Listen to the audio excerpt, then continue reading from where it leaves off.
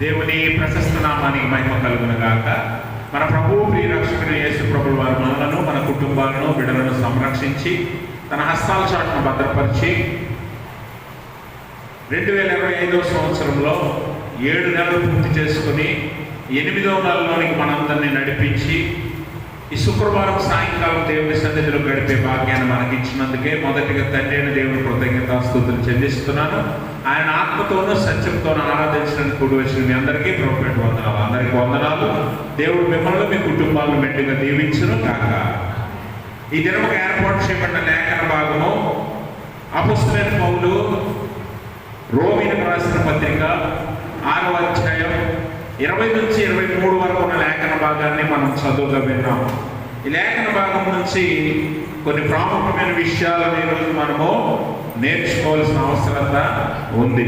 ఎందుకనంటే ఈ లేఖనం యొక్క ఉద్దేశము, లేకపోతే పౌలు యొక్క ఉద్దేశము, లేదా పౌలు ద్వారా దేవుడు చెప్పాలనుకుంటున్న ఉద్దేశం ఏంటి అని అంటే, మానవ జీవితంలో మనిషి అనేవాడు కొన్ని కారణాల వల్ల పాపం చేస్తాడు, లేకపోతే కొన్ని సందర్భాలలో పాపం చేస్తాడు.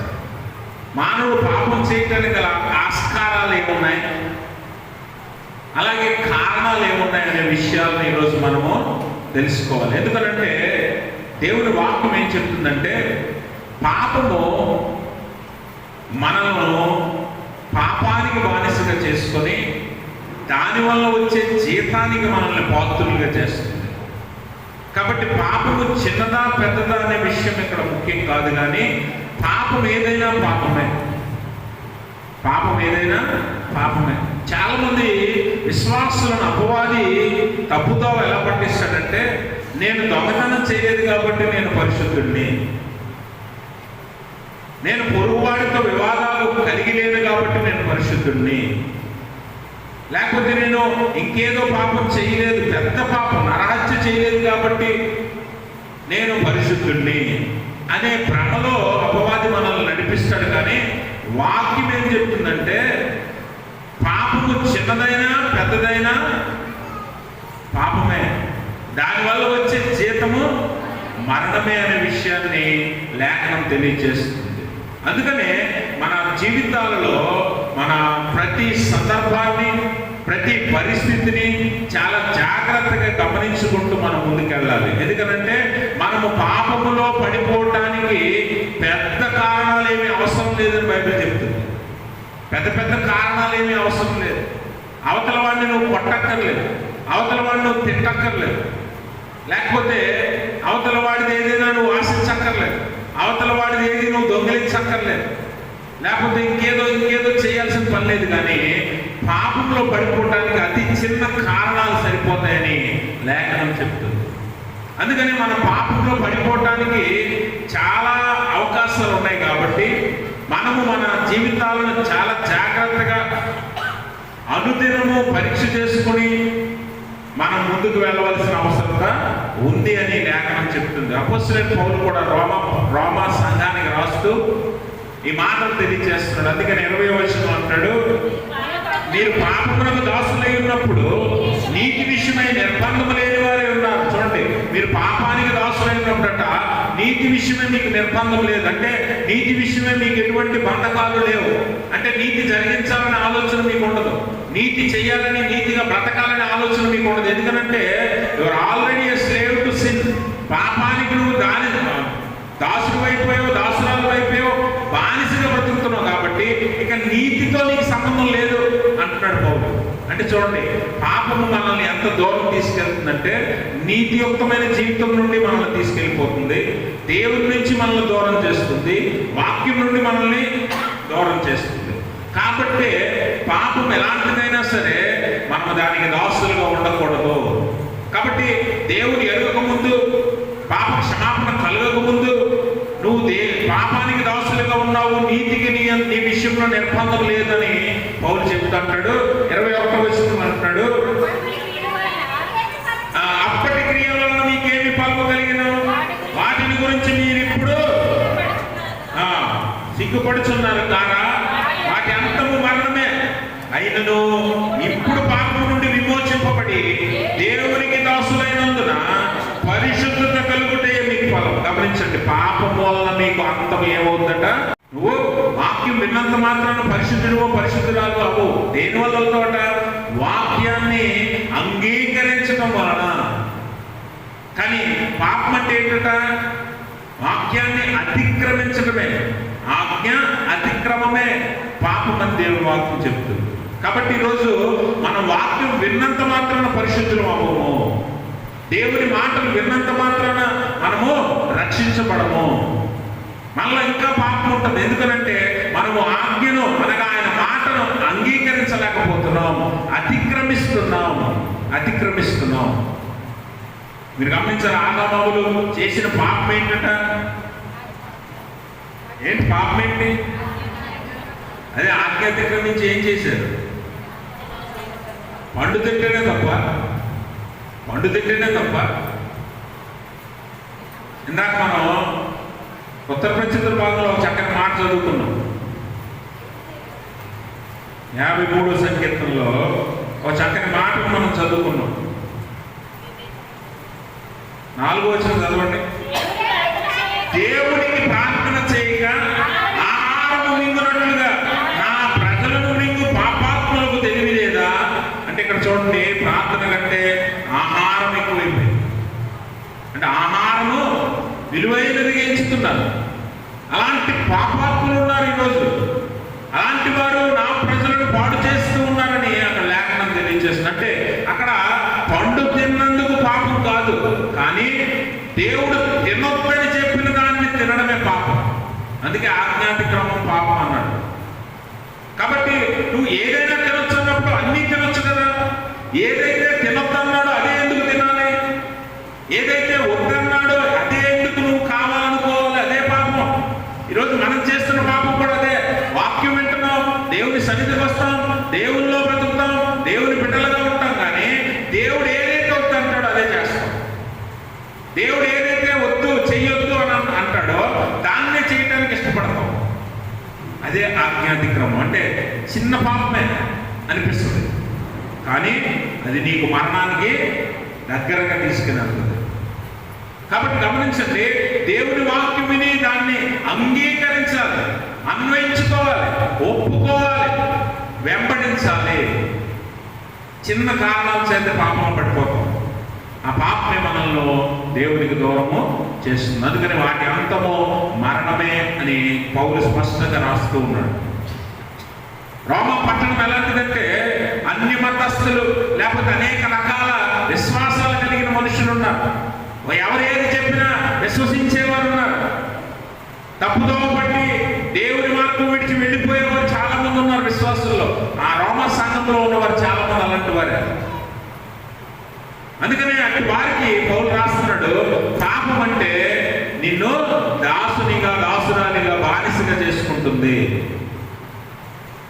ఇప్పుడు నువ్వు పాపం నుండి విడుదల చెందినవాడు కాబట్టి అప్పుడు నీకు కలిగే పరిశుద్ధతనే నువ్వు పొందుకోవాలి తప్ప మళ్ళీ పాపంలో పడిపోకూడదు. జాగ్రత్తగా నువ్వు ఉండాలి అని తెలియజేస్తూ ఉన్నాడు. అందుకనే ఆజ్ఞను అతిక్రమించడం అనగా దేవుని వాక్యాన్ని అంగీకరించకపోవటం కూడా పాపమే.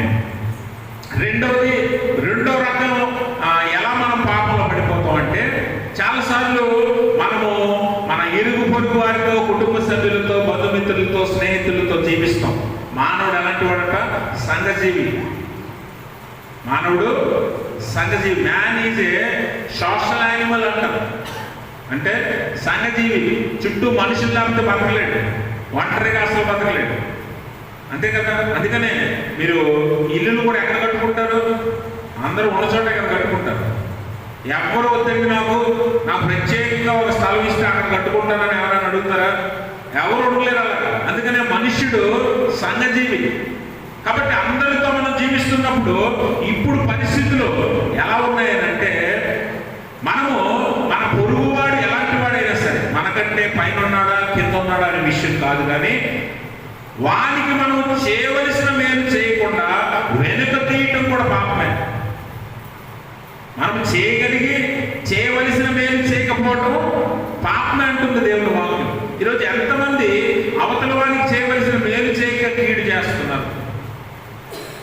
ఎవరైనా వచ్చి పలానా వ్యక్తి ఎలాంటి వాడండి అని అంటే ఎవడు ఉన్నాడా లేదని చుట్టూ చూసుకొని ఎవడో లేకపోతే ఒక సాక్ష్యం చెప్తాం. ఎవరైనా ఉన్నారనుకున్న అబ్బో అంతకంటే మంచివాడు ఎవడు లేడండి, అంతకంటే గొప్పవాడు ఎవడు లేడండి అని పొగుడుతాం. అంటే అది కూడా కీడే, అది కూడా నువ్వు చేసే పాపమే. అందరూ ఉన్నప్పుడు ఒకలాగా, అందరూ లేనప్పుడు ఇంకొకలాగా నువ్వు మాట్లాడుతున్నావు. పొరుగువాడి మీద అబద్ధ సాక్ష్యం చెప్పకూడదని దేవుని వాక్యం ఉంది కదా, ఆజ్ఞ. అంటే గమనించండి, మేలు చేయక కీడు చేస్తున్నాం మనం. మేలు చేయక లేఖనంలో మనం చూసినట్లయితే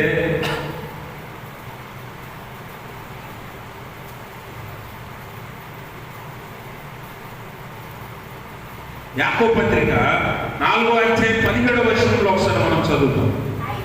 అయితే అమ్మా, పై నుండి వచ్చే జ్ఞానం మొట్టమొదట పవిత్రమైనది, తరువాత సమాధానకరమైనది,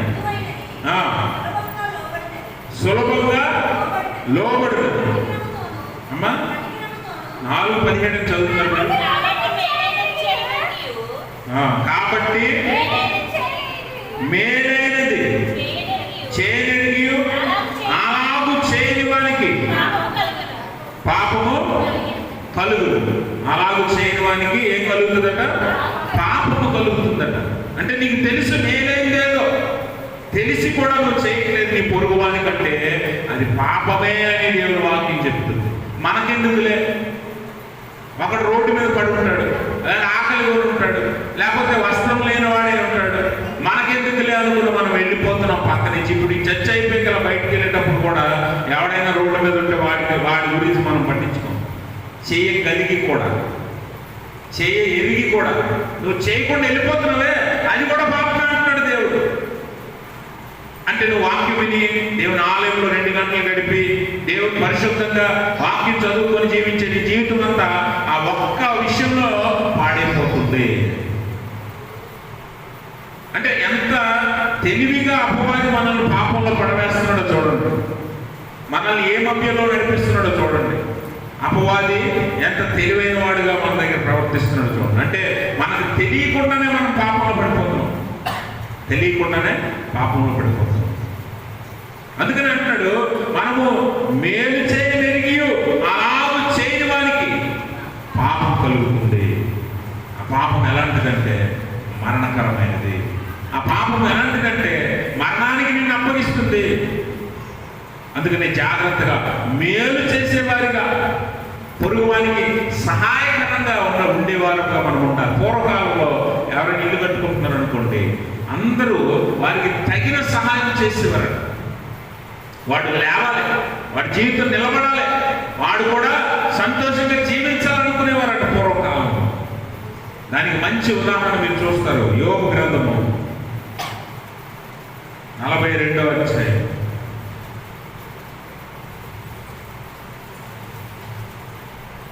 11వ వచనం చదువు.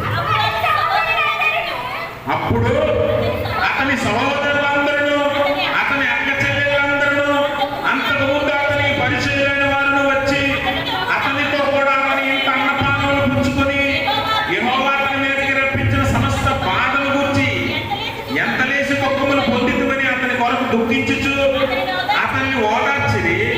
ఇదియుగాక ఒక్కొక్కడు ఒక వరహాను, ఒక్కొక్కడు బంగారు ఉంగరమును అతనికి ఎందుకు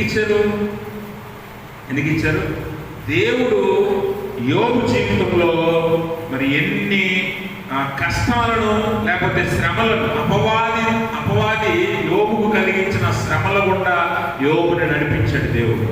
అన్ని అనుభవించిన తర్వాత అతని దుఃఖాన్ని, బాధను చూసి అతని అక్క చెల్లెళ్ళు, అన్నదమ్ములు, అతనికి నెలవైన వారు అనగా తెలిసిన ఇరుగు పొరుగు వారు అందరూ కూడా ఆయన దగ్గరికి వచ్చి యెహోవా నీ కలుగ చేసిన బాధలను, ఎంత లేసి బాధలను అనుభవించావు అని అతన్ని ఓదార్చి అతనితో భోజనం చేసి వెళ్ళేటప్పుడు ఏం చేశారట? ఒక్కొక్కడు ఒక వరహ, ఒక్కొక్కడు ఒక బంగారు ఉంగరం. అంటే నువ్వు మరలా జీవితంలో నిలబడాలి, నీ బాగు మేము కోరుకుంటున్నాం, నీకు చేయగలిగింది మేము చేస్తున్నాం, నీకు మేలు కలిగినట్లుగా మేము ఇది చేస్తున్నామని వారు ఆ బంగారు ఉంగరాన్ని వరహాన్ని ఇచ్చి వెళ్ళటం మనం చూస్తాం. అంటే గమనించండి ప్రభువునందు ప్రియమైన స్నేహితులారా, ఈరోజు అటువంటి ప్రేమలు, అటువంటి ఆదరణ, ఓదార్పు నీ పొరుగు వారి దగ్గర నుంచి, చుట్టుపక్కల వారి దగ్గర నుంచి, ఆఖరికి అంతెందుకు అన్నదమ్ముల దగ్గర నుంచి వస్తుందా? కొన్ని వారు అలా లేరు, నువ్వు అలా ఉంటున్నావు, పోనీ నువ్వు అలా ఉంటున్నావా? నీకు వాక్యం తెలుసు కదా, దేవుణ్ణి బాగుగా ఎరిగిన గానం ఎరిగిన వాడు కదా, నువ్వెందుకు అలా ఉండలేకపోతున్నావు? వారంటే ఎరగలేదు అనుకుందాం, మరి నీకు తెలుసు కదా, తెలిసిన ఎందుకు చేయలేకపోతున్నావు? అందుకనే దేవుని వాక్యం అంటుంది, మేలు చేయని ఎరిగి కూడా అలాగూ చేయని వానికి పాపం కలుగుతుంది. గమనించండి, మన జీవితాల్లో మనం తెలియకుండానే పాపంలో పడుతున్నాం. ఈరోజు విశ్వాస జీవితంలో చాలా మంది విశ్వాసులు తప్పుదోవ పట్టే అవకాశం ఏంటి అంటే, దేవుడి సన్నిధికి వెళ్తున్నాం కదా, మానకుండా వెళ్తున్నాం, అన్ని ప్రార్థనలో ఉంటున్నాం, మనం కూడా బైబిల్ చదువుకుంటున్నాం, మనం కూడా ప్రార్థన చేసుకుంటున్నాం, అన్ని కార్యక్రమాల్లో ఉంటున్నాం, దేవుడికి దగ్గరగా ఉంటున్నాం అనుకుంటాం, కానీ మనకు తెలియకుండానే మనం పాపంలో పడుతున్నాం అన్న సంగతి మనకే తెలియకుండా అపవాది పడవేస్తున్నాడు. అందుకనే గమనించండి ప్రభువునందు ప్రియమైన స్నేహితులారా, మన జీవితాన్ని ప్రతిదినము అనుక్షణము పరీక్ష చేసుకొని జాగ్రత్తగా మనం ముందుకు వెళ్ళాలి. అందుకే మేలు చేయగలిగి కూడా, నీకు ముక్కు మొక్క ఎవడో కూడా తెలియకపోయినా నువ్వు చేయగలిగిన మేలు చేయాలి, అదే దేవుడు కోరుకుంటున్నాడు. అందుకే మంచి సమరయుని ఆ సంఘటనలో, మంచి సమరయునికి మరి ఆ దెబ్బలు తిన్న వ్యక్తి పొరుగువాడే, సంబంధం లేనివాడే, పరిచయం లేనివాడే, అయినా కూడా దారిని పోతూ నాకెందుకులే అనుకోలేదు. అంతకుముందు ఒక యాజకుడు, ఒక లేవీయుడు వెళ్ళారు, వారు మాకెందుకులే అనుకున్నారు, కానీ సమరయుడు అలా అనుకోలేదు. అదే దేవుడు కోరుకుంటుంది, అదే దేవుడు ప్రేమించేది. అందుకనే గమనించండి, మనం బాగుంటే సరిపోదు, మన పొరుగువాడు కూడా బాగుండాలని కోరుకునేదే క్రైస్తవ్యం. పొరుగువాడు అవసరతలు అక్కర్లో ఉన్నప్పుడు ఆదుకునేదే క్రైస్తవ్యం. అలా ఉండమనే దేవుడి వాక్యం చెప్తుంది. అలా ఉండకపోతే పాపం కలుగుతుందని కూడా దేవుడు నిన్ను హెచ్చరిస్తుంది దేవుడి వాక్యం. కాబట్టి గమనించండి, మనము మేలు చేయగలిగి కూడా చేయకుండా ఉన్నట్లయితే పాపమే. మూడవ ఆస్కారం ఏంటో తెలుసా? నువ్వు పడిపోయే ఆస్కారం ఏంటో తెలుసా? దేవుని వాక్యం అంటుంది, విశ్వాసమును బట్టే నువ్వు జీవిస్తావు. అంతే కదా, నీతిమంతుడు విశ్వాస మూలముగా జీవిస్తాడు. కానీ వాక్యము మరొక మాట కూడా చెప్తుంది, విశ్వాసము కానిది కూడా పాపమే. విశ్వాసము కానిది కూడా పాపమే. చూడండి, ఒకసారి మనం లేఖనం చదువుతాం. విశ్వాసము కానిది కూడా పాపమే అంటుంది. రోమపత్రిక 14:23 చదువుతాం. అనుమానించువాడు తినని ఎడల విశ్వాసము లేకుండా తినును గనుక దోషి అని తీర్పునందును. విశ్వాస మూలము కానిది ఏదో అదే పాపం. ఈరోజు మనం ఏం చేస్తామంటే, దేవుని వాక్యాన్ని నమ్ముతాం, దేవుడిని విశ్వసిస్తాం, మనం విశ్వాసంలో ఉన్నామనుకుంటున్నాం, బయటికి వెళ్ళాక విశ్వాసము కానిదాన్నే నమ్ముతాం, విశ్వాసం కానిదాన్నే చేస్తాం, విశ్వాసం కానిదాన్నే వెంబడిస్తాం. ఎన్నోసార్లు నేను మీకు జ్ఞాపకం చేశాను, మూఢాచారాలు, అన్యాచారాలు, పితృపర్య పారంపర ఆచారాలు, ఇవన్నీ విశ్వాసము కానివే. విశ్వాసం అంటే ఏంటి? దేవుడు ఏం చెప్పాడో దాన్ని నమ్మటం, దేవుడు చెప్పనిది నమ్మకూడదు, దేవుడు చెప్పనిది విశ్వసించకూడదు. కానీ మనం ఏం చేస్తామంటే అన్నీ నమ్మేస్తాం. అసలు మల్నాటి విశ్వాసుల వల్లే క్రైస్తవ్యంలోనికి భయంకరమైన ఆచారాలు, సాంప్రదాయాలు వచ్చాయి. ఆచారాలకి, సాంప్రదాయాలకి మూలం ఏమంట? మళ్ళాంటి అవిశ్వాసులే, మళ్ళాంటి అల్ప విశ్వాసులే. వాస్తవానికి దేవుడు ఏం చెప్పలేదో దాన్ని తీసుకొచ్చి ఇందులో కలుపుతాం, మనం విశ్వాసంలో కలుపుతాం మనం కదా. అందుకనే విశ్వాసం అనేది మన ఆత్మీయ జీవితాల్లో ఎంత బలమైనదో మనకు అలాంటి బలహీనతగా మారింది విశ్వాసం అనేది. అందుకే నువ్వు ఏది నమ్ముతావు అనుకుంటావో దాన్నే నీకు అపవాది బలహీనతగా వాడుతాడు, విశ్వాసం అనే దాన్నే. అందుకనే ఈరోజు చాలా మంది తప్పుదోవ పడుతున్నారు, విశ్వాస మార్గంలో తొలగిపోతున్నారు. ఎందుకనంటే దేవుడు చెప్పిన విశ్వాసం వేరు, మనం ఆచరించే విశ్వాసం వేరు. మనం ఆచరించే విశ్వాసం వేరు. దేవుడు చెప్పిన విశ్వాసం ఏంటంటే దేవుడిని మాత్రమే నమ్మాలి, దేవుని వాక్యాన్ని మాత్రమే విశ్వసించాలి, ఆయన పరిశుద్ధ లేఖనాన్ని నమ్మి నువ్వు ముందుకెళ్ళాలి. కానీ మనం ఏం చేస్తామంటే మనుషుల మాటలు నమ్ముతాం, లోకంలో అన్నింటినీ నమ్ముతాం, అన్నింటినీ వెంబడిస్తాం, వాటిని తీసుకొచ్చి ఇక్కడ కలుపుతాం, వాటిని తీసుకొచ్చి ఇందులో కలిపేస్తావు, విశ్వాసంలో కలిపేసి నీ విశ్వాసాన్ని గలిబిలి చేసుకున్నది నువ్వే. అందుకనే దేవుని వాక్యం అంటది, విశ్వాసం కానిదేదో అది పాపము, అది పాపము. ఈరోజు లేఖనం చెప్పుచున్నది నమ్మమంటే మనుషులు చెప్పుచున్నది, లోకం చెప్పుచున్నది, లేకపోతే ఎవరో చెప్పుచున్నది నమ్మే వారంగా మనం ఉంటున్నాం కదా. అందుకనే మనం చాలాసార్లు విశ్వాసంలో పడిపోయే ప్రమాదం ఉంది, విశ్వాసం కాని దాన్ని నమ్మే ప్రమాదం ఉంది. అదే పాపంగా అవతరిస్తుంది. ఆ పాపమే మనకు మరణాన్ని జీతంగా ఇస్తుంది. విశ్వాసము కానిది ఏది కూడా నువ్వు చేయకూడదు, వెంబడించకూడదు, నమ్మకూడదు. కానీ మనము లోకంతో జీవిస్తాం కాబట్టి అన్నిటినీ విశ్వసిస్తాం. ఈరోజు అందరి దేవుళ్ళు ఒకటే అని నువ్వు నమ్ముతావు. బయటికి వెళ్ళాక ఎవడైనా నీకు ఆ మాట చెప్పారనుకోండి, అవునవును అంటావు కదా. కానీ ఏ లేఖనమైనా సరే, పరిశుద్ధ లేఖనంతో సహా ఎన్నో పురాతన గ్రంథాలు చెప్పే మాట ఏంటంటే దేవుడు ఎప్పుడు ఒకడే. 100 మంది ఉండరు, అందరూ ఒకటే ఉండరు, దేవుడు ఎప్పుడు ఒక్కడే. ఇది వాక్యం చెప్పే మాట. బయటికి వెళ్తే నువ్వు ఏం చెప్పినా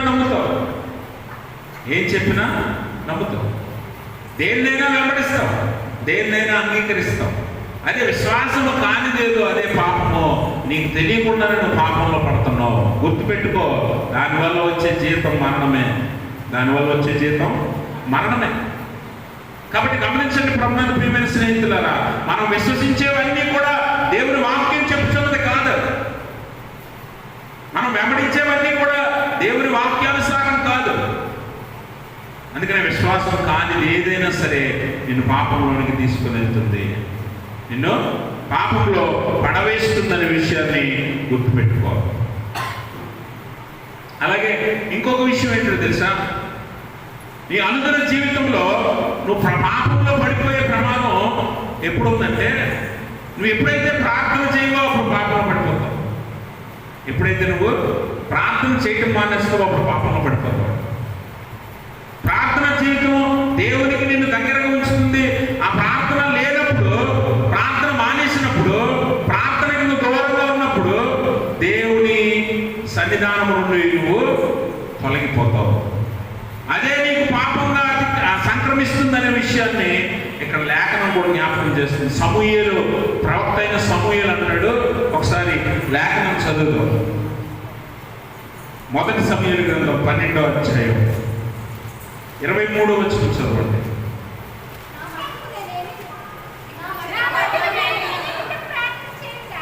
నా మట్టుకు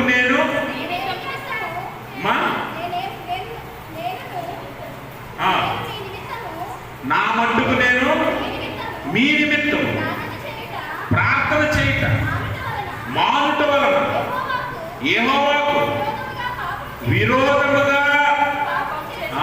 గమనించండి, సమూయేలు అంటాడు ఇశ్రాయేలీయులతో, మీ వలన నేను ఒకవేళ ప్రార్థన చేయడం మానేస్తే నేను యెహోవా దృష్టికి విరోధముగా పాపం చేసిన వాడిని అవుతాను.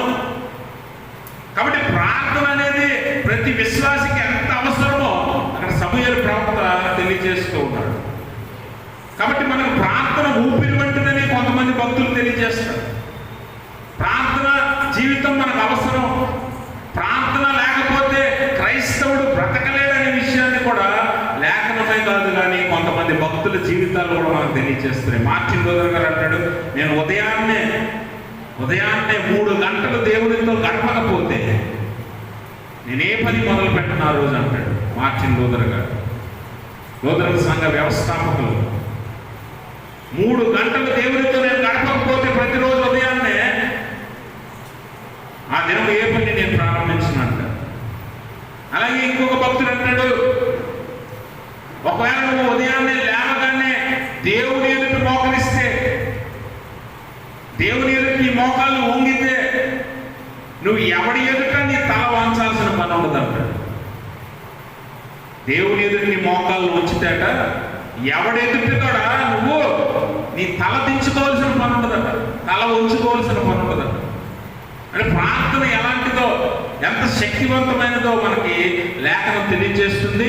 పాపం ప్రార్థన చేయకపోతే పాపం ఎలా కలుగుతుందో కూడా తెలియజేస్తుంది.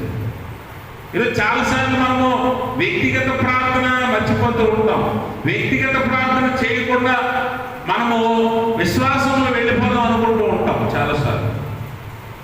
కానీ వ్యక్తిగత ప్రార్థన, దేవునితో ఆ సంబంధం, పర్సనల్ రిలేషన్షిప్ విత్ జీసస్ నీకు ఉంటే నువ్వు పాపానికి దూరంగా ఉంటావు.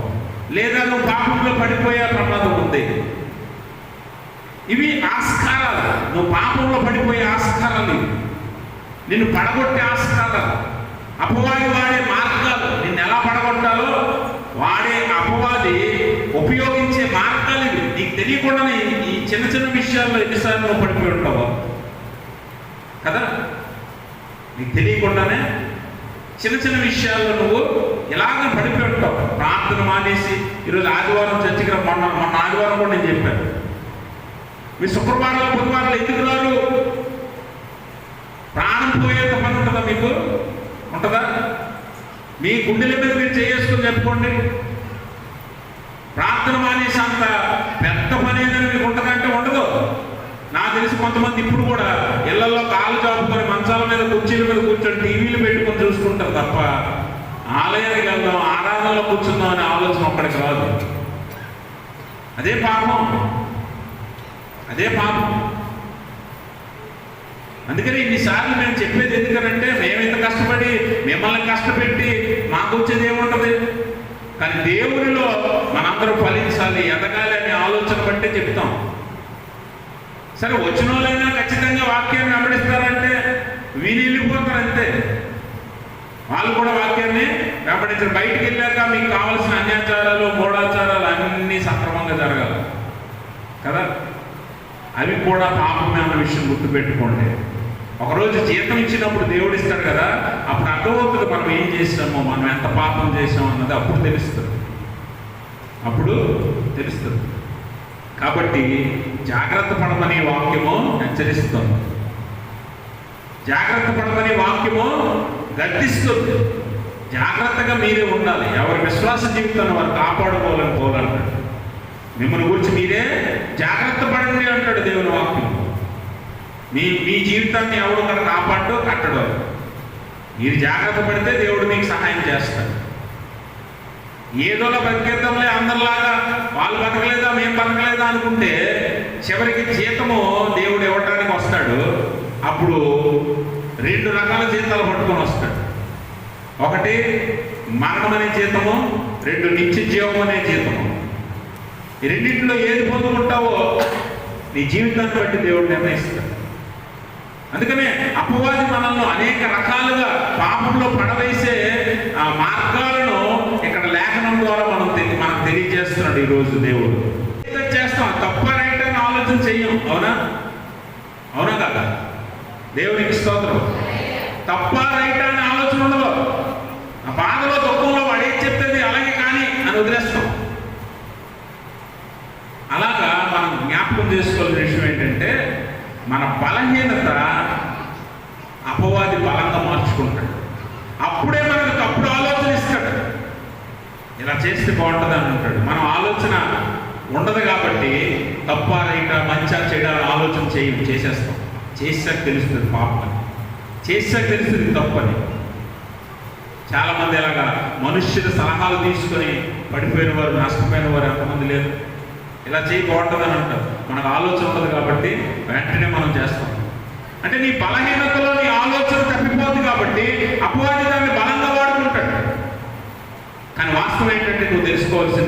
నీ బలాన్ని నువ్వు మర్చిపోతున్నావు. నీ బలాన్ని నువ్వు మర్చిపోతున్నావు. నీ బలం ఎవరు? రోమపత్రికలో అంటాడు 8:31 అంటాడు, ఇలా ఉండగా ఏమందుము, దేవుడు మన పక్షము ఉండగా మనకి ఎవడు విరోధి? ఎవడు విరోధి? ఎవడు నిలవలేడు అంటాడు. కానీ మన బలం ఏంటో మనం మర్చిపోతాం కదా, బలహీనతలో, కష్టంలో, కన్నీరులో.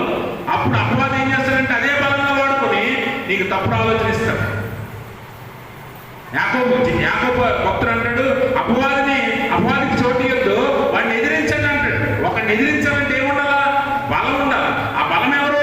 దేవుడే ఉన్నాడు. కానీ ఆ బలం మర్చిపోతాం మనం, దేవుడిని వదిలేస్తాం. కష్టం రాగానే దేవుడిని మర్చిపోతాం. దేవుడు నాకు బలమైన కోట, దేవుడే నా ఆశ్రయము అనే విషయం మర్చిపోయి దేవుడిని పక్కన పెట్టేసి మనము ఆ అవతల వాళ్ళు మనకు అపవాది కలిగించే ఆలోచనలో వెళ్ళిపోతాం. అదే మంచిదని అప్పుడు తెలుస్తాం, అదే పాపం అని తర్వాత తెలుస్తుంది. అందుకని అపవాదిని ఎదిరించడానికి దేవుడే మన బలం. ఆ బలాన్ని మనం విడవకూడదు. అందుకనే అపవాదిని బలహీనతల్లో నిన్ను పట్టుకుంటాడు. అపవాది ఎలా తిరుగుతున్నాడట? ఎవరిని మింగుదునా అని గర్జించు సింహం. అంటే గర్జించు సింహం అనగా ఆకలితో ఉన్న సింహానికి ఆహారం ఏదైనా అనవసరం, ఎందుకంటే ఆకలి ముఖ్యం అంట. అవునా? అందుకనే లోకంలో ఒక సామెత ఉంటుంది, నిద్ర సుఖం ఎరగదు, ఆకలి రుచి ఎరగదు. నీకు అన్ని నిండిపోయి ఉన్నాయనుకోండి, నీకు ఎంత విలువైన ఆహారం పెట్టినా దాన్ని రుచి చూస్తావు. చూసి ఇది బాగుందా లేదా అని ఆలోచన చేసి దాంట్లో ఏం తక్కువ ఏది ఎక్కువ చెప్తావు. అసలు నీకు 4-5 రోజులు అన్నం లేదు అనుకోండి, గింజాన్ని ఇచ్చినా చాలనుకుంటావు. అంటే ఆకలి రుచి ఎరగదు, నిద్రేమో సుఖం ఎరగదు. నీకు దేవుడు అన్ని సౌకర్యాలు ఇచ్చిన తర్వాత పరుపు మీద పడుకున్నా నొప్పిగా ఉంటుంది, పడుకోలేవు. అదే ఒక 10 రోజులు నిద్ర లేదనుకోండి, లేదా ఒక 5 రోజులు నిద్ర లేదు, నిద్ర తన్నుకు వస్తుంది అనుకోండి, చెట్టు కింద దెమ్మ మీద పడుకోమన్నా పడుకుంటాం. అవునా? అందుకనే గమనించండి, దేవుడు మనకి బలమై ఉన్నాడు. మన బలహీనతలో అపవాదిని ఎదిరించడానికి దేవుడు తగిన బలాన్ని మనకిస్తాడు. అది మర్చిపోయి మనుషుల మీద ఆధారపడతాం.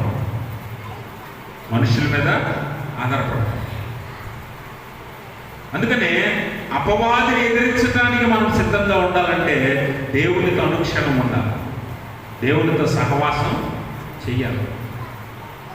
రెండో కారణం ఏంటో తెలుసా? మన పాపంలో పడటానికి రెండో కారణం ఏంటంటే మన శరీరం. ఏంటది? మన శరీరమే దానికి కారణం అంట, మన పాపంలో పడిపోవటానికి. అందుకని దేవుడి వాక్యంలో మనం ఒక మాట చదువుదాం. గలతీ పత్రిక 5:17 చదువుదాం. శరీరం ఆత్మకును, ఆత్మ శరీరమునకును విరోధములను అపేక్షించును. ఇవి ఒకదానికొకటి వ్యతిరేకంగా ఉన్నవి కనుక మీరేమి నిశ్చయింతురో వాటిని చేయకుందురు. గమనించరా? మీరేమి నిశ్చయింతురో వాటిని చేయకుందురు. చాలాసార్లు మనం ఆత్మ శరీరము ఒకదానికొకటి వ్యతిరేకమంట. దేవుడు ఎంత గొప్పడో చూడండి. ఆత్మ శరీరము రెండు వ్యతిరేకమే, కానీ రెండింటినీ కలిపి బంధించాడు దేవుడు. అవునా? ఆత్మ శరీరం రెండు ఒక చోట ఉండలేవు, అనగా ఒక మాట మీద ఉండలేవు, ఒక నిర్ణయానికి రాలేవు. ఆ రెండింటినీ బంధించి నిన్ను చేశాడు దేవుడు. అయితే అనుక్షణం ఆ రెండు పోరాడుతూ ఉంటాయి. చాలాసార్లు మనం శరీరాన్ని ప్రేమించి శరీరాన్ని పోషిస్తాం కాబట్టి అక్కడ చాలా చక్కగా చెప్తున్నాడు పౌలు, మనం ఏమి నిశ్చయింతుమో అది చేయకుందుమో. ఎందుకు చేయమంటే మనలో ఉన్న ఆత్మ, మనలో ఉన్న పరిశుద్ధాత్మ దేవుడు మనల్ని ప్రేరేపిస్తాడు. రేపటి నుంచి ఆలయానికి మానకుండరా, రేపటి నుంచి ప్రార్థన చేయడం మొదలుపెట్టు, రేపటి నుంచి వాక్యం చదువు, రేపటి నుంచి నీతిగా బతుకు, రేపటి నుంచి అబద్ధం మానే, రేపటి నుంచి దొంగిలించడం మానే. ఇవన్నీ ఎవరు ప్రేరేపిస్తారంట? ఆత్మ లోపల నుంచి. కానీ మనం ఏం నిశ్చయిద్దామో అది చేయకుండా ఉంటాం. ఎందుకు ఉంటామంటే మనం ఆత్మ మాత్రం వినం, శరీరాన్ని గెలిపిస్తాం, శరీరం వైపే వంగిపోతాం, శరీరం వైపే తలొక్కుతాం, శరీరాన్ని గెలిపిస్తాం. అందుకనే మనము పాపంలో పడిపోతాం. అందుకని ఎవడు తన శరీరాన్ని ద్వేషించడు, కానీ తన శరీరాన్ని ఎలా ప్రేమిస్తాడో అలా పొరుగువాడిని ప్రేమించడం. అంటే శరీరమే మనకు అన్ని, శరీరమే మనకు ముఖ్యం. చూడండి, ఎంతకాలం జీవించినా శరీరంలో బతకాలనే ఆశ ఎవరికి చావదు. అవునా? శరీరంలో బతకాలనే ఆశ ఎవరికి చావదు. ఎంతకాలమైనా బతికేయాలనుకుంటాం కదా. 70 సంవత్సరాలు వచ్చాయి, మాట వరుసగా పైకి అంటాం, మావేంటంటే అన్నీ అయిపోయి అంటాం. కానీ 70 ఏటికి కూడా 70 ఇచ్చిన బతికేస్తారు అలాంటి వారికి ఆశ చావదు. శరీరం అంటే అంత ప్రేమ, దాన్ని విడిచిపెట్టి వెళ్ళలేదు. అందుకే మరణం అంటే భయం. అందుకనే దేవుని వాక్యం ఉంటుంది, శరీరానికి ఆత్మకి ఎప్పుడు వ్యతిరేకతే. నువ్వు ఎప్పుడు ఆత్మని గెలిపిస్తావో అప్పుడు శరీరాశను మర్చిపోతావు. అప్పుడు శరీరాన్ని ప్రేమించడం మానుతావు. శరీరాన్ని ప్రేమించడం మానేస్తే ఆత్మానుసారమైన జీవితాన్ని జీవిస్తావు. అది నీకు పాపం లేని జీవితం. శరీరాన్ని ఎంతకాలం ప్రేమిస్తావో అంతకాలంలో పాపంలో జీవిస్తున్నట్టే, శరీరాన్ని గెలిపిస్తున్నట్టే, ఆత్మను ఓడిస్తున్నట్టే. ఆత్మ నీకు ఏదైతే ప్రేరేపణిస్తుందో దానిని ఎన్నటికీ చేయవు, ఎన్నటికీ చేయవు. అందుకనే శరీరాన్ని మనము అత్యధికంగా ప్రేమించకూడదు. ఆఖరికి దాన్ని కూడా విడిచి వెళ్ళాల్సిందే కదా. మనం దాన్ని కూడా విడిచిపెట్టి వెళ్ళాల్సిందే. ఇక్కడ ఆత్మ విలువైనదా శరీరం విలువైనదా అంటే యేసుప్రభువు అంటాడు, శరీరం నాశనం చేసే వానికి నువ్వు భయపడకు, కానీ శరీరంలో ఆత్మను నరకములో వేసి నశింప చేయగలవానికి నువ్వు భయపడాలి. ఇప్పుడు ఏది విలువైంది? శరీరాన్ని నువ్వు కూడా నేను కూడా నాశనం చేయగలవు. అవునా? ఒకరిని చంపాలంటే మనుష్యుడే చంపగలడు, దేవుడేం రావాలా? అంటే శరీరాన్ని ఎవడైనా నాశనం చేయగలడు. నీకు నువ్వే నాశనం చేయగలవు, నీకు నువ్వే నీ శరీరాన్ని పాడు చేసుకోగలవు. శరీరాన్ని పాడు చేసేవానికి మీరు ఎవరో భయపడద్దు, కానీ దేనికి భయపడాలట? ఆత్మను శరీరమును నరకంలో వేసి నశింప చేయగలవానికి నీవు భయపడాలి. అంటే ఆత్మ ఇక్కడ విలువైనదనే దేవుడి ఉద్దేశం. ఆత్మను కాపాడుకోవటం, ఆత్మానుసారముగా జీవించటము ప్రాముఖ్యము విశ్వాసికని దేవుని వాక్యము చెప్తుంది. కానీ మనం పట్టించుకోం కదా, మనకు అవసరం లేదు. మనకి ఈ శరీర జీవితం చక్కగా సాగితే చాలు, శరీరానికి 3 పూటలా కావలసిన ఆహారం అందితే చాలు, శరీరానికి సుఖం అందితే చాలు, రోజు నిద్ర ఉంటే చాలు, విశ్రాంతి ఉంటే చాలు, ఉండటానికి ఆశ్రయం ఉంటే చాలు, కట్టుకోవడానికి బట్ట ఉంటే చాలు, తినటానికి తిండి ఉంటే చాలు అనుకునే విశ్వాసంలో మనం జీవిస్తున్నాం. అందుకనే మీరు వచ్చేది కూడా చాలా మంది విశ్వాసులు దేవుడి సన్నిధికి వచ్చేది శరీరానికి సంబంధించిన అడగడానికి వస్తారు చాలామంది. అవునా? చాలామంది ఏమడుగుతారు చెప్పండి? శరీరానికి నువ్వేం అడిగినా చూడండి, అన్ని శరీరానికి సంబంధించింది. ఆరోగ్యం ప్రభువా, దేనికి సంబంధించింది? ఆస్తి ప్రభువా, ఉద్యోగం ప్రభువా, పెళ్లి చేయి ప్రభువా, పిల్లల్ని ప్రభువా, ఇవన్నీ దేనికి సంబంధించినవి? శరీరానికే. నువ్వు దీనికోసమే దేవుని దగ్గరికి వస్తున్నావు. కానీ దేవుడు అంటున్నాడు, ఆత్మ సంబంధంగా జీవించండి, ఆత్మానుసారంగా మీరు జీవించండి అంటున్నాడు. అందుకే ఆత్మను మనం పట్టించుకోం. అందుకే మనం ఏది నిర్ణయించుకుంటామో నిశ్చయించుకుంటాం అని చేయలేము. ఎందుకంటే ఆత్మను శరీరం డామినేట్ చేసేసి శరీరాన్ని గెలిపించుకుంటుంది, దానికే మనం ఒప్పుకుంటున్నాం. గమనించండి ప్రభువుని ప్రియమైన స్నేహితులారా, ఈ శరీరమే నువ్వు పాపంలో పడిపోవడం కాదు. అందుకనే దాన్ని అపొస్తలుడైన పౌలు అంటాడు, నన్ను చూసి నా సహోదరుడు ఒకడు విశ్వాసంలో పాడైపోకుండానట్లు నేనేం చేశాను? మాంసం మానేశాను. తిండి దేనికి సంబంధించింది? శరీరానికి సంబంధించిందేగా. శరీరాన్ని నలగొట్టుకుంటున్నాను. నేను ఒకటి బోధించిన తర్వాత నేను భ్రష్టుడిని అయిపోతానేమో అని నా శరీరాన్ని నేనే నలగొట్టుకుంటానని పౌలు అంటున్నాడు. శరీర సుఖం కాదు, కానీ ఆత్మ సంబంధమైన జీవితమే ఇక్కడ విలువైనది. దాన్ని ఎవడైతే వెంబడిస్తాడో వాడు ఆత్మ సంబంధిగా ఉంటాడు. అలాగే దేవునికి ఏదైతే ఇష్టమో, ఏదైతే చిత్తమో అదే జరిగిస్తాడు. అలా కాకపోతే శరీర క్రియలను నెరవేరుస్తాం. శరీర క్రియలన్నీ లోకంలోనివి. అవన్నీ కూడా పాప సంబంధమైనవి. అదే నేను పాపంలో తీసుకెళ్తాను, అదే నీకు పాపంలోకి తీసుకెళ్తాను. చివరిగా ఇంకో కారణం ఏంటంటే నువ్వు పడిపోవడానికి నీ చుట్టూ ఉన్న జనం, నీ చుట్టూ ఉన్న జనమే నువ్వు పడిపోవడానికి, పాపంలో పడిపోవడానికి కారణం. అందుకని యేసుప్రభువు అంటాడు, మనం చాలాసార్లు మనము మనుషులందరూ ఎటు వెళ్తే వెళ్తాం, మనుషులందరూ ఏం చేస్తే అదే చేస్తాం, అవునా? అందుకని యేసుప్రభువు అంటాడు, విశాల మార్గం ఒకటి ఉంది, ఇరుకు మార్గం ఒకటి ఉంది. విశాల మార్గంలో ప్రవేశించేవారు అనేకులు, ఇరుకు మార్గంలో ప్రవేశించేవారు కొందరే. కానీ మనం ఏం చేస్తామంటే ఈ అనేకులు వెళ్ళిపోతున్నాం కాబట్టి ఇదే మంచిది అనుకుని, ఇదే బాగుంది అనుకుని అదే వెంబడిస్తున్నాం. మన చుట్టూ ఉన్న మనుషులు కూడా మన పాపంలో పడిపోవడానికి గల కారణం. అపవాది మనుషులను కూడా వాడుకుంటాడు మనల్ని పాపంలో పడేయడానికి. మనుషుల ద్వారా కూడా మనల్ని దేవుడికి దూరం చేస్తాడు. అందుకని ఆ విశాల మార్గంలోనికి ఎంతో మంది విశ్వాసులు వెళ్ళిపోతున్నారు. అందరూ వెళ్ళే మార్గమే విశాల మార్గం. కానీ దేవుడు కోరుకుంటుంది ఏంటో తెలుసా? ఇరుకు మార్గమును ప్రవేశించడానికి మీరు పోరాడండి. ఇరుకు మార్గమే నీకు మంచి గమ్యాన్ని ఇస్తుంది. ఒంటరి వాటివైనా సరే ఇరుకు మార్గంలోనే వెళ్ళు. 100 మంది తోడున్నారని విశాల మార్గంలో వెళ్ళేవా, నాశనానికి నువ్వు వెళ్ళిపోతావు. అందుకని మనుషులను బట్టి కూడా జాగ్రత్తగా ఉండాలి, చుట్టూ ఉన్నవారిని బట్టి కూడా జాగ్రత్తగా ఉండాలి, సమాజాన్ని బట్టి కూడా జాగ్రత్తగా ఉండాలి.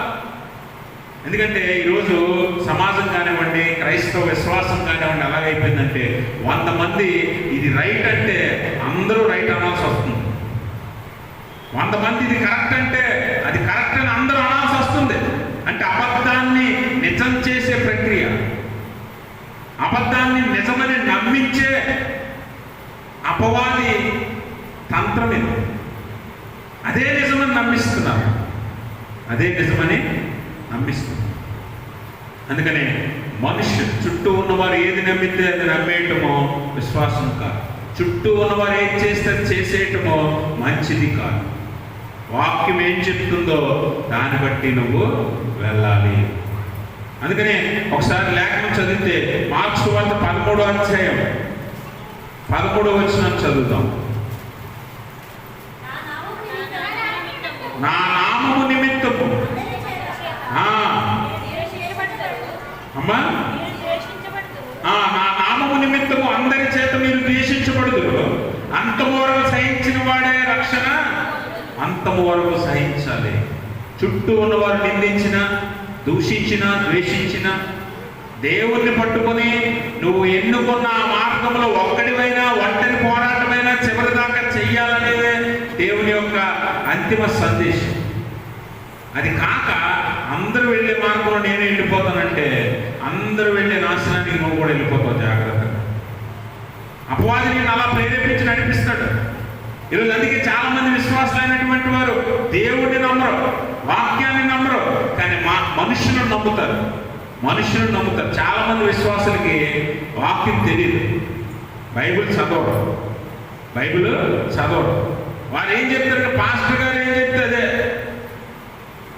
దైవజనులు ఏం చెప్తే అదే నమ్ముతారు. వాక్యం తెలియదు వారికి, వాక్యం చదవరు. ఒకటి గుర్తుపెట్టుకోండి, దైవజనుడైనా ఒక విశ్వాసే, పాస్టర్ గారైనా మీతోటి విశ్వాసే. అందరికీ ఒకలాంటి బహుమానమే దేవుడు ఇచ్చేది. మనుషులను నమ్ముకున్నట్టు కంటే యెహోవాను ఆశ్రయించక మేలు. రాజులను నమ్ముకున్నట్టు కంటే యెహోవాను ఆశ్రయించక మేలు. మనుషులు చెప్పేది కాదు, వాక్యం చెప్పేది వెంబడించు. వాక్యం ఏం చెప్తే అది, దాన్ని బట్టి నిర్ణయం తీసుకో. నీ ఇష్టానికి మనుషులు చెప్పేదానికి నువ్వు నిర్ణయాలు తీసుకుంటే ఖచ్చితంగా పడిపోతావు, ఖచ్చితంగా పడిపోతావు. అందులో సందేహమే లేదు. అందుకే ఈరోజు చాలా మందికి వాక్యము రాదు, కానీ వాక్యం వినడానికి ఇష్టం ఉండదు, కానీ అనేక విషయాలు, పనికిరాని విషయాలన్నీ వినడానికి ఇష్టపడతారు.